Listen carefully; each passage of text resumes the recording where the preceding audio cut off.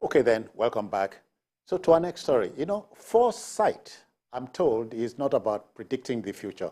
Rather, it is more about minimizing damage and surprise. The Department of State Services, the DSS, has called for vigilance ahead of the Eid-El-Kabir celebrations. Reports, more than intelligence reports, reveal that the enemies of state have plans to attack worship and recreational centers before and during the festivities. Now, the DSS spokesman, Peter Afunnaya, released the alert. Eternal vigilance, I'm told, is the price we pay for liberty. Solomon. The DSS again. The secret police, sounding so obvious. Sometimes. You think this is a speculation? No, I don't think it's a speculation, even if it is true. I do not think it is. I'm torn between understanding the alarm. Sometimes secret police tries to, they usually want to obfuscate their presence. Proactive. They are walking on the ground. You don't get to see them. You don't really get to hear them. It is not the DSS that talks about these issues in the open. It's either the civil police that handles issues like this, because the secret police is not meant to be heard or seen. They are supposed to ghosts. And then I have had my problems. Solomon, except that in America, the FBI at a time like this would come in. Yes, they would come in, but I think that there has been a certain level of deterioration of the operations. They've become more visible these days, and I think that the cover of some of the operatives is being blown all over the place. I've had to attend a couple of events over the years, and I'm a bit worried. I'm not saying that this alarm shouldn't be raised so that Nigerians will have a level of consciousness. Maybe because the police have had to do a lot to shore up their image and raise the confidence of the people, because if the police was saying this, a lot of people will probably, oh, it's the police again, they don't seem to take them seriously. Maybe the DSS is saying, but the DSS is beginning to sound very regularly. They are not the kind of people you should hear regularly, so that whenever they have to raise an issue, then you know that this is a very serious issue. We know that at this time in Nigeria, there is the importance of vigilance. But I'm worried that whether this alarm is appropriate, whether it wouldn't get people edgy, whether people wouldn't panic, but it is sufficient to raise the awareness so that people will be vigilant. But I'm also worried about the level of alarm, because on Eid, maybe a lot of people, based on this warning, will probably not go to the mosque, will probably not go to the Eid grounds to pray, will probably not carry out their spiritual exercises the way they would like to carry them out. One of the things you want to avoid is to create that sort of internal panic in people. It leads to a loss of confidence. We agree, but I think that this is the time where we do less of talking and we work the intelligence, because that's where the real work is. Policing the country is a very, very difficult work. I think that at this time they need to our country, not just our country, any country, because that is the real cost of security. It's the policing, the amount of resources you devote into that, both in financial terms and in person terms, in human terms, is so massive that it can be a bit intangible, especially when the peace is all over the place. But the work is rather done on the ground, where the DSS alone can't do this job. Then I think there should be a level of interagency operations with, the state security, the secret police, the intelligence services of the police, and the, visible police, the intelligence arm of the defense of the military and the army. They need to come together to pull forces together. That is one of the things that the president talked about, interagency cooperation. Raising the alarm and making the noise can sometimes create a stampede. Okay. Today, he thinks it's an alarm, but again, the DSS, as well as much as you and I know, must appreciate the shortcomings of the regular police force. If it's raising this alarm based on intelligence, you think it should keep quiet? Well, I think basically, like he said, the secret police, they are not supposed, apart from not being known physically, they are not supposed to seldom speak or issue statements. But there's something that I understand that is going on in Nigeria, that they have to do that. Right from the time the military took over in 1983, you know, the police used to be very, very powerful. When we really look at it, internal security is the absolute work of the Nigerian police force. And to some extent, you can agree that the role of the DSS is more or less they have taken over some of the major roles of the Nigerian police force. If the police have failed over the years, and the military have taken over their job, and the job of the military is insurgency, it is not to maintain law and order. The problem, the instability, internal instability we have had in the last 7 years or 10 years, seems to have overwhelmed the police from doing their normal job. And that probably explains why DSS is coming out to talk now.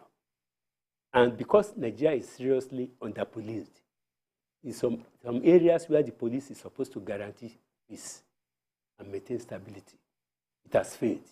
Then the DSS is now being made to take over that particular role. Yes, it is good. I also like to mention one thing. So otherwise, my angle to what I asked is this. If the intelligence got to the DSS as opposed to the regular police, what should the DSS do?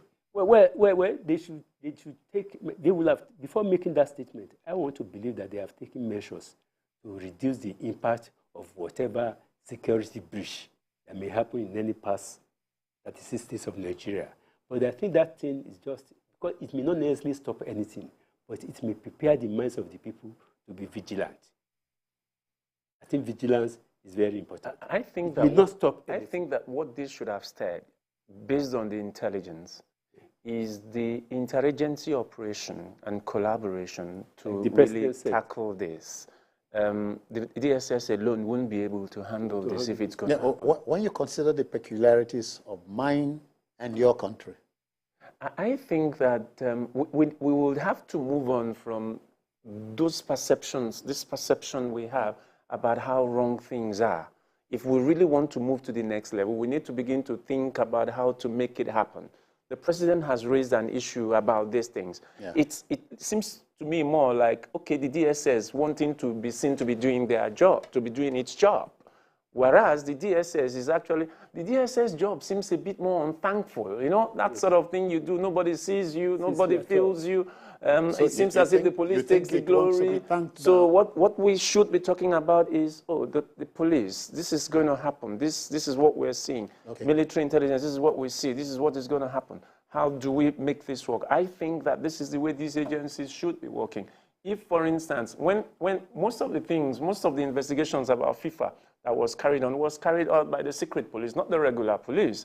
And then what happened? When the thing was going to be blown open, it was not even the secret police that came to tell the world about what happened. It was the Department of Justice in the USA and in those countries. Yeah, so these are some of the things we're talking about our country. Where did we get those things from? And her peculiarities. No, but where did we get those things from? Because I shouldn't be I shouldn't want to, DSS is working, police is working, so everybody is doing his own thing. No. Everybody is working for the same purpose, to secure Nigeria. And they need to do it together because the DSS alone For me, Solomon and Tunde, the big idea is by coming open at this time, he does not like it, we are minimizing damage and lowering tension.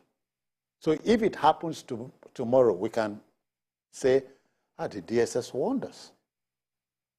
Right? Wrong? I think if we all agree that the police have sort of lost the tempo or has no capacity to maintain absolute peace in Nigeria, if another agency, like the president said that, he told the service chief that he didn't want them to work at cross purposes. And that informed why he promptly reacted when DSS invaded the office of the AFCC to set them out. That one has been happening in the last 8 years. People just take. But if there's an interagency cooperation, you will even hear DSS talking about. That's it. That's it. DSS will not even. If the cooperation. If there's interagency synergy. Since the work of the DSS is primarily intelligence. Intelligence. Yeah. The intelligence should be put at the disposal of the police. Of the police. And if the police is this is also the way to raise the confidence of the police. So, I mean, it's all police. All they are doing, both all of them, all they are doing is policing. What the customs is policing at the border. The immigration is policing at the point of entry. The local balance is a man who is down today does not fear any fall anymore. I'm sorry. I'm sorry. I had to inject. I understand you. So the police is down, if you ask me. They are down. So must they fear any fall again? Well, it's not the police that is fearing the fall. It's the DSS. If the police is propped up, we would all see. We have to do something about it. We just don't give up on them because we interface with them every day. Yeah, maybe that's the message. Yeah, that's their job. The DSS won't interface with me every day. I meet police officers every day, on the road, in the car, everywhere. When you are in problem, it is the police that will first of all come to you. I remember vividly in the Second Republic, you hardly heard of the NSO then that was headed by Alhaji Umaru Shinkafi and Rafin Dadi. Yeah. They were cooperating well between the Adewusi police. And you know the police then was like an alternative. Today, it was not Adewusi police, the Nigeria police under Adewusi. Because it was, he gave, you may not like him, he gave character, definition to the police. And the police were actually relevant. You hardly hear of and it was the one who introduced the so-called mobile police. No, I had friends amongst the old NSO, but NSO. I hardly knew they were. You hardly knew them. I hardly knew they worked on the ground. Because when they live in the same building with you, you won't know them. That is how secret police should act. And this is how this information gets to the police, who then take prompt action. Yeah. We won't have enough policemen to police. Civil police. We will never have enough DSS operatives to do the work of DSS. We will never have enough soldiers to do the work of the military. These agencies have to work together in order to complement each other and give us the sort of confidence that we need, because they have to feel it's possible. And our business here at the Hangout is simply to mold opinion and allow decision makers to do whatever it is